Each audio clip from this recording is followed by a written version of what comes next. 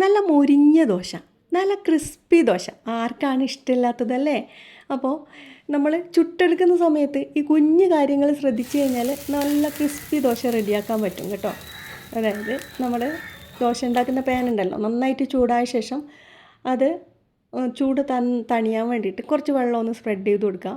ഇല്ലെങ്കിലോ കുഴപ്പമൊന്നുമില്ല, നമ്മൾ ദോശ പരത്തുന്ന സമയത്ത് നല്ല ലോ ഫ്ലെയിമിൽ വെച്ചിട്ട് വേണം പരത്തിയെടുക്കാൻ വേണ്ടിയിട്ട്. ഇല്ലെങ്കിൽ നമ്മുടെ ദോശ റെഡി ആയിട്ട് വരില്ല കേട്ടോ.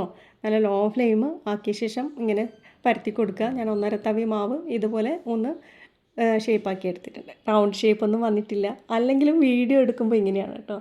അല്ലാത്ത സമയം കറക്റ്റായിട്ട് വരും. എന്ത് വീഡിയോ എടുക്കുമ്പോൾ പെർഫെക്റ്റായിട്ട് ചെയ്യണമെന്ന് വിചാരിക്കുമ്പോൾ ഈ ഒരു അവസ്ഥയാണ്. പരത്തി കൊടുത്ത ശേഷം നമ്മൾ അതിലോട്ടേക്ക് കുറച്ച് നെയ്യ് ഒഴിച്ചു കൊടുക്കുക. കുറച്ച് അധികം തന്നെ ഒഴിച്ചു കൊടുത്താൽ നല്ലൊരു ടേസ്റ്റ് ആയിരിക്കും ദോശയ്ക്ക്. അത് മാത്രമല്ല ദോശ നല്ലപോലെ മൊരിഞ്ഞ് വരും. എന്നിട്ടൊന്ന് മൂടി വെച്ച് വേവിച്ചെടുക്കുക കേട്ടോ.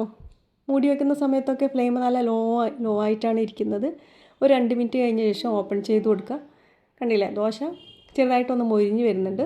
ആ ഒരു സമയത്ത് ഫ്ലെയിം ഒന്ന് കൂട്ടി കൊടുക്കുക കേട്ടോ. അങ്ങനെ നല്ല ഗോൾഡൻ ബ്രൗൺ നിറാവുന്നത് കണ്ടില്ലേ. അപ്പോൾ അതിന് ശേഷം അങ്ങനെ വന്നതിന് ശേഷം വീണ്ടും കൂട്ടിയിട്ടാണ് ഫ്ലെയിം ഉള്ളത്.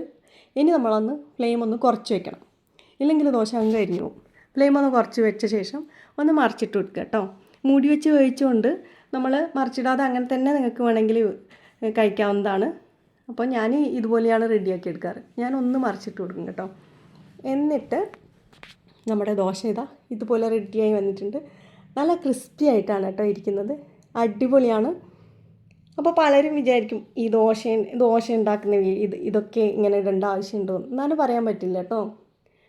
ആർക്കെങ്കിലും ഉപകാരപ്പെട്ടാലോ, അല്ലെങ്കിൽ കുഞ്ഞു കുട്ടികൾക്കൊക്കെ ഇങ്ങനെ ഒരു വീഡിയോ യൂസ്ഫുള്ളായാലോ എന്ന് വിചാരിച്ചിട്ടാണ് കേട്ടോ ഞാൻ കാണിച്ചെടുക്കുന്നത്. നമ്മൾ ചിലപ്പോൾ എല്ലാം പെട്ടെന്ന് റെഡി ആവട്ടെ എന്ന് വിചാരിച്ചിട്ട് ദോശ ഉണ്ടാക്കുന്ന സമയത്ത് ദോശ ഒഴിച്ച ഉടനെ ഫുൾ ഫ്ലെയിമിൽ അങ്ങ് വെച്ചിട്ട് പെട്ടെന്ന് റെഡിയാക്കി എടുക്കും. പക്ഷെ അങ്ങനെ റെഡിയാക്കുമ്പോൾ നിങ്ങൾക്ക് മനസ്സിലാവും നമ്മുടെ ദോശ അത്ര ക്രിസ്പി ആയിട്ട് വരില്ല.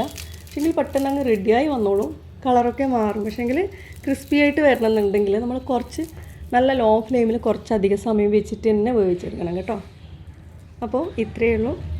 വീഡിയോസൊക്കെ കാണുന്നുണ്ടെങ്കിൽ ഇഷ്ടമാണെങ്കിൽ ഒന്ന് സപ്പോർട്ട് ചെയ്തിട്ട് സബ്സ്ക്രൈബ് ചെയ്തിട്ട് പോയേക്കണേ. Bye friends, thank you for watching.